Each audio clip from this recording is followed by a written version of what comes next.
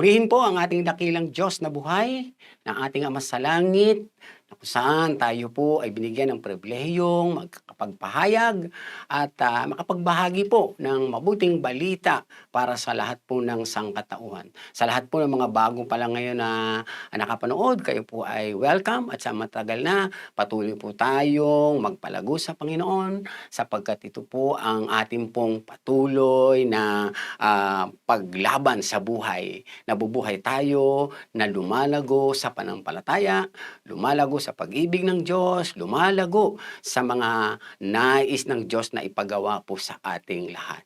Ang nais ko pong ibahagi ngayong araw na ito ay ang sinasabi po sa aklat ng Pilipos chapter 3 verse 12 to 16.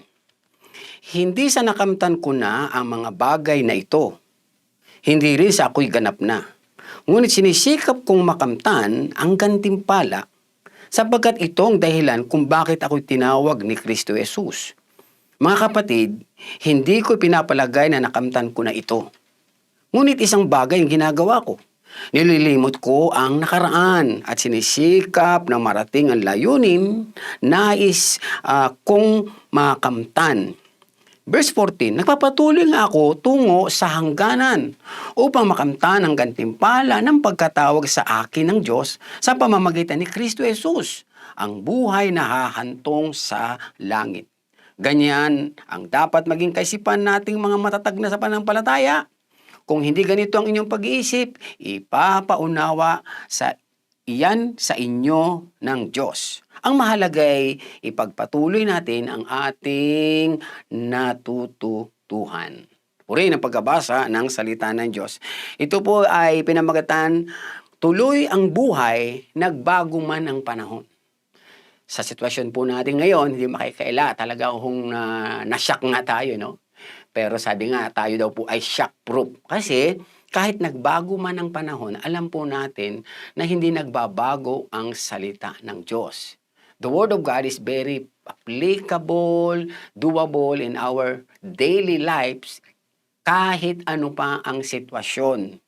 Mahirap man, mabigat man, o maalwa o magaang, masagana man o may paghihirap man. Ano man ang sitwasyon natin, meron bang nararamdaman, may karamdaman, may sakit, o patuloy ang kalakasan dahil sa kagalingan na ibinibigay sa atin ng Panginoon. So whatever the situation of our life, ang nais ng Diyos ay makita natin na ang buhay ay tuloy. Okay? Marami po ang tatanong, ano ba, tutuloy ka pa ba itong buhay na ito? Porket ba sabi nga parang namatay ang ekonomiya, parang namatay ang ating pangdaigdigang mga pagsisikap dahil sa literally ay namamatay sa mga sakit ang mga ibang tao dahil nga po sa lumaganap na pandemyang ito. Pero ito po ba ay lalo bang maglulugmok sa atin na tayo po ay hindi na magtuloy o magpatuloy sa buhay? Hindi po. Sapagkat, di ba po, ang sabi nga habang may buhay, may pag-asa. Ito pong sagot sa mga nagtatanong, tutuloy ko pa ba ang pangarap ko? Tutuloy ko pa ba ang pananampalataya ko? Tutuloy ko pa ba ang pagsunod ko sa Diyos? Tuloy-tuloy ko pa ba yung aking mga pagsisikap? Yes. Bakit? Sapagkat ikaw, ako, tayong lahat ay buhay pa. Niloob ng Diyos na bagamat tayo po ay dumaan at dumadaan, diba? Pero tayo po ay ingatan ng Panginoon at buhay pa hanggang ngayon. So meron pong purpose, merong layunin na kung saan ikaw, ang buhay mo, tayong lahat na buhay hanggang ngayon sa panahon ito ay tayo po ay magamit ng Panginoong Diyos. Yan pong una po sa lahat. At ang paggamit sa ating ng Diyos ay yung maging pagpapala tayo dito sa buhay na ito.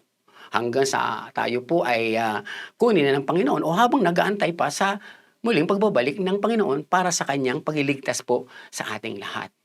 Di ba po sabi sa John chapter 10 verse 10, di ba? Doon po sa letter B, naparito ang Panginoong Hesus upang tayo bigyan ng buhay. Ano pong buhay ito? Buhay na ganap at buhay na kasiyasiya. Na kahit doon po sa letter A ng chapter 10, John 10:10, na parito si Satanas upang manira magwasak at pumatay. Yan nga pong ating nakikita sa ating mga karanasan ngayon. At talaga nararanasan po natin. Andiyan yung iba, buhay nga, kaya lang parang patay na kasi natatakot. Tumigil sa isang gawain o sa isang pagsisikap, no? At nawalan na halos ng buhay. Pero muli, kapatid, kababayan, paalala sa atin ng Diyos. Isang pinagpala ang buhay mo na ikaw, ako, at tayong lahat ay buhay pa kahit may pandemya. Kahit lumalaganap ang sakit, kahit nagkakaroon pa ng iba't ibang klaseng virus na yan. The mere fact na ikaw, tayong lahat ay buhay pa, kasama na po ako doon, kasama ng pamilya mo ron, kasama na ang gawain na pinagkatiwala sa ng Diyos, lahat pong iyan ay merong layunin. At ang layunin po ng buhay ay magtuloy. Kasi binuhay tayo ng Panginoon. At patuloy po tayong iniingatan pa sa buhay na ito. Ang iba ay nagkasakit nga po, pero pinapagaling ng Panginoon. Ang question nga dyan is, sa ganito bang kalagayan, imbis na ikaw ay magpatuloy mabuhay, sasama ka na ba sa mga namamatayan ng pag-asa, sa namamatayan ng mga pangarap? Ngunit, sabi ng Panginoon, hindi itong panahon para ikaw at ako ay mamatayan ng pag-asa. Sapagkat tuloy ang buhay, anuman ang panahon. Mga kapatid, itinuro po dito ni Apostol Pablo. In fact, nung siya pong nagturo nito, ang title niya is magpatuloy tungo hangganan. Ibig sabihin, continue up to the end. Kung ito na po ang end times, nasabi nila, because there's a sign of the times, hindi tayo titigil. Because ang ating buhay ay may layunin sa buhay na ito. Kaya nga ating pong lagi naririnig doon po sa mga bago, di ba?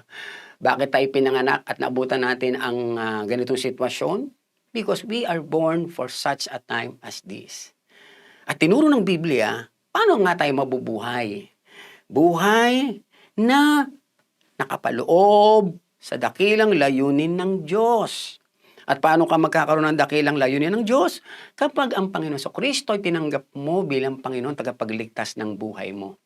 Di ba nga po siya nga ating dakilang manunubos, siya po ang ating dakilang tagapagligtas, kapag siya tinanggap natin bilang Panginoon, Diyos at tagapagligtas ng ating buhay. At pagkatapos po niyan, tuloy ang buhay na nakikita rather natin na ang buhay na ito ay meron ng layunin ng Diyos. Na kung saan, itinuro din po niya, how to continue in this life.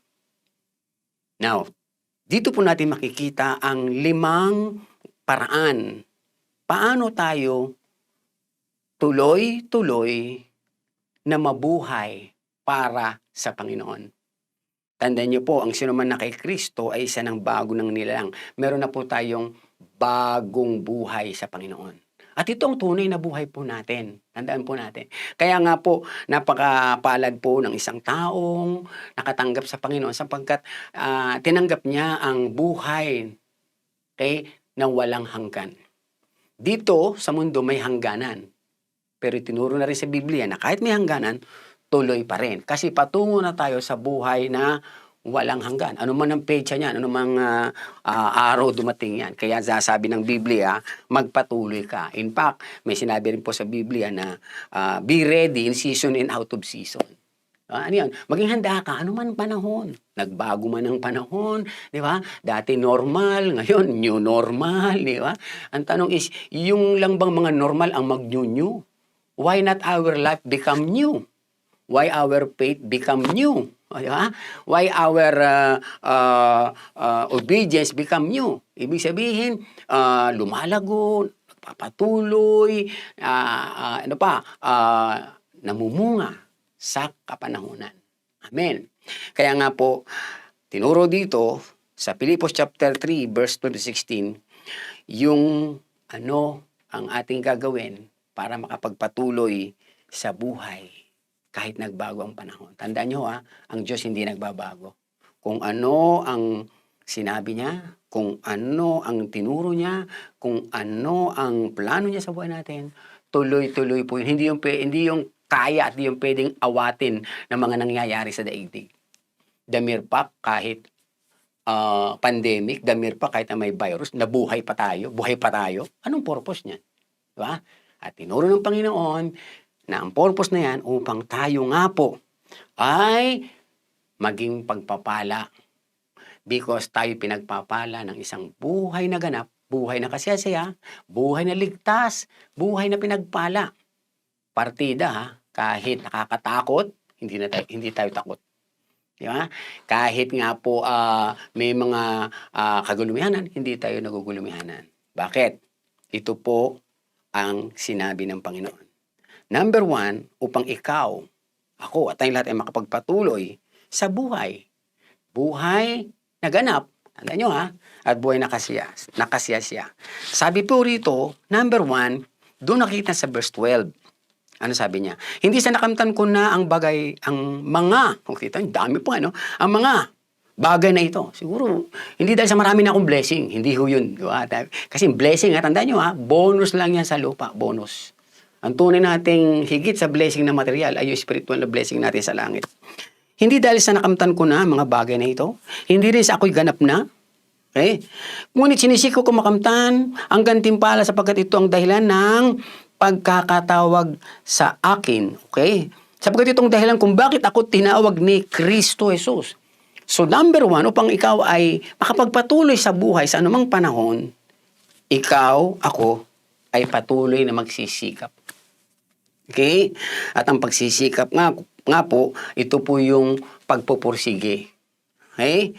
Ito po yung nagpipersevere, sabi nga. Okay? So, at the same time, nagsisikap. Talaga pong sikap is pinagsamang sipag. Okay? Nagsisipag na nagsisikap. Hindi lang po sipag at tiyaga. Okay? Nagpapatuloy. Yan po ang nais ng Panginoon. So, number 1, patuloy pong pagsisikap. Okay? Ang taong nagsisikap, alam po natin yan. Yan po ay nagkakaroon ng pagpapalang ganap. Okay? Dito nga lang sa lupa, pag masikap ka, siguradong ikaw ay uunlad. Ano pa kaya kung nagsisikap ka sa buhay ng walang hanggan? Di sigurado makakarating ka sa langit, makakarating sa langit. Okay? Kasi kahit maraming problema, kahit maraming mga hadlang, maraming mga pagsubok sa buhay, sisikap tayo sa Panginoon. Okay? Pangalawa, nandun po sa verse 13. Mga kapatid, hindi ko pinapalagay na nakamtan ko na ang mga bagay na ito. Ibig sabihin, kahit meron na, sabi niya, ngunit isang bagay ang ginagawa ko. Nililimot ko na ang nakaraan at sinisikap na marating ang layunin na is kong makamtan. Anong ibig po sabihin dito ng Panginoon na tinuro ni Apostol Pablo? Sabi po ay dapat tayo po ay nakapokus. Kung ang number 1 ay nagsisikap, pangalawa po, para tuloy ang buhay, kailangan nakapokus. Nakapokus kanino at saan? Unang-una sa Panginoon at sa mga bagay na panlangit. Sinabi ng Panginoon, wag lamang kayong mag-ipon ng kayamanan sa lupa. Mag-ipon kayo ng kayamanan sa langit. At ano sabi niya? Ito yung panangin kay Jesus. Di ba? Na siyang nag-umpisa at nagpasakdal ng ating panampalataya. Di ba? Wag lang kayo tumingin sa mga bagay na panlupa, kundi sa mga bagay na panlangit. Ano ibig sabihin nun? It's about time for us to be focused on the Lord. Okay? Focus on more important thing or most important thing, our spiritual life. Hey, kasi nga po mapaparam ang lahat ng nasa mundo at lahat ng kinahumalingan ito, ngunit tayo na nakapokus sa Panginoon, hallelujah, hindi ho tayo basta-basta mapaparam, mawawala o kusang parang bulang mawawala. Hindi po. Nagpapatuloy tayo sa buhay na binigay sa atin ng Panginoon. Tandaan nyo ha, buhay na ganap, buhay na kasiyasiya. Okay?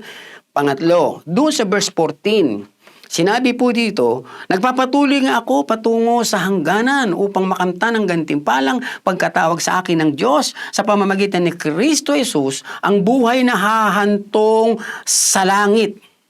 Anong ibig po sabihin po nito?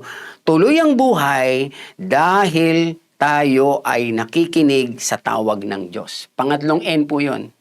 Ang pagpapatuloy sa buhay na ito, nakikinig sa tawag ng Diyos. At alam niyo po ba yung taong nakakaunawa sa tawag ng Diyos, alam niya na ang pagkakatawag sa Kanya ay hindi nawawala.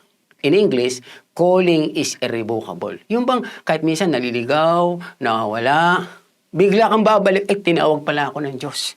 And my calling is irrevocable.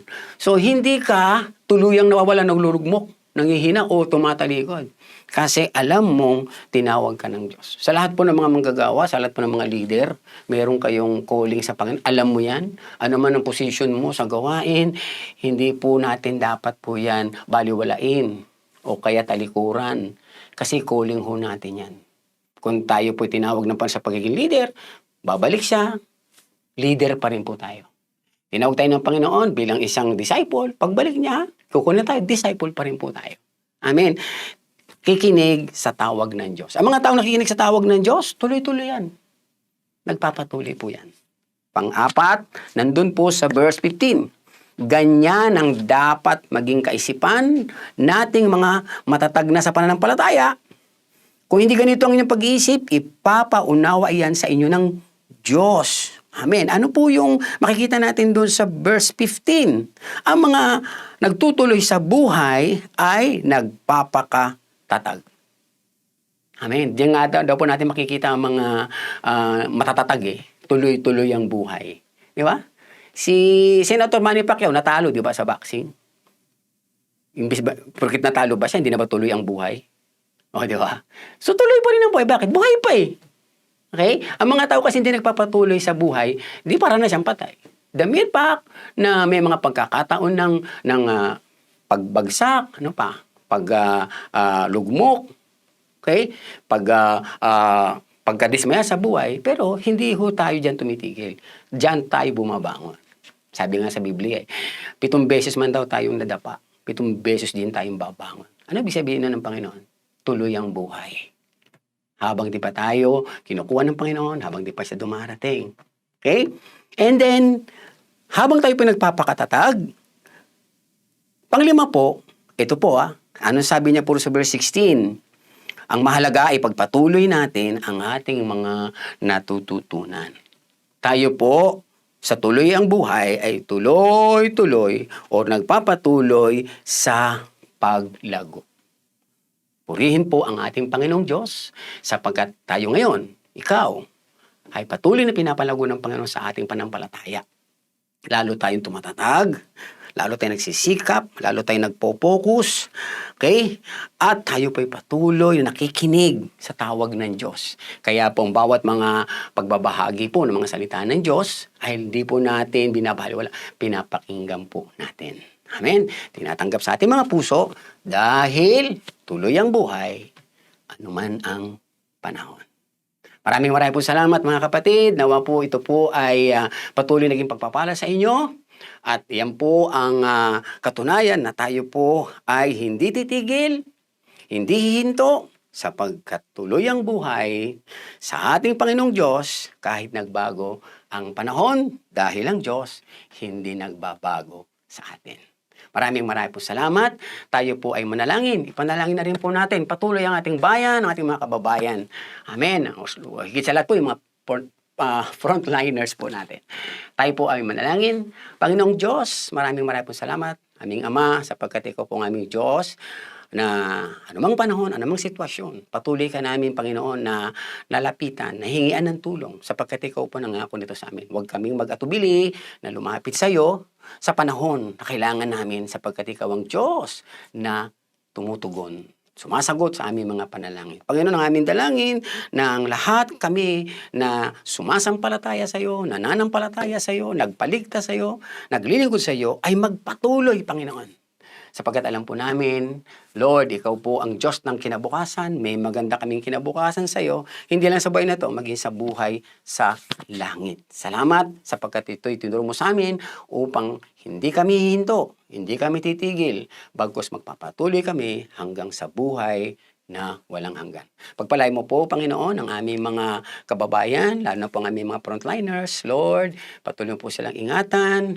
Lord, hipuin mo rin po, Lord, ang aming mga leader na maging maayos po at magkaroon ng kaayusan ng mga problemang kinakaharap namin at magpatuloy sa buhay. Magpatuloy na tumulong, magpatuloy na magsikap magpatuloy na magpakatatag kahit ganito po ang panahon po namin. Salamat po. Pagpalain mo po, Panginoon, bawat isa, ang bawat pamilya, at ang aming bayan.